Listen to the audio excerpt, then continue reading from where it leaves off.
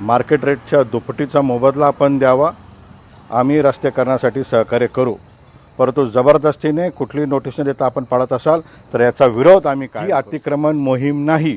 अतिक्रमण याला म्हणता, शासकीय जागा असेल त्याच्यावर तुम्ही बांधकाम केलं असेल याला अतिक्रमण म्हणता.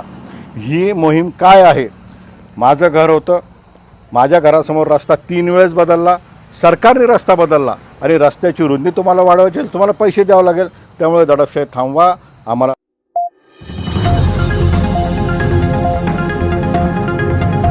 छत्रपती संभाजीनगर शहर व ग्रामीण भागामध्ये दडपशाहीच्या वातावरणाने, दहशतीच्या वातावरणामध्ये सामान्यांचे घरं पाडले जात आहे. प्रशासनाला ठणकावून सांगतो, ही मोहीम तात्काळ थांबवावी. सर्वांना लीगल नोटीस आपण द्यावी, सर्वांची तडजोड करावी.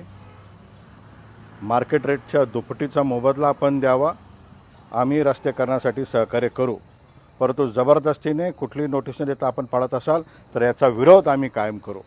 मी काल परवापासून संभाजीनगरमध्ये व दिल्लीतील काही ज्येष्ठ तज्ज्ञांशी, वकिलांशी चर्चा केली. अनेक सायटेशन्स त्याच्यामध्ये आहे. ही अतिक्रमण मोहीम नाही. अतिक्रमण याला म्हणता, शासकीय जागा असेल त्याच्यावर तुम्ही बांधकाम केलं असेल याला अतिक्रमण म्हणता. ही मोहीम काय आहे?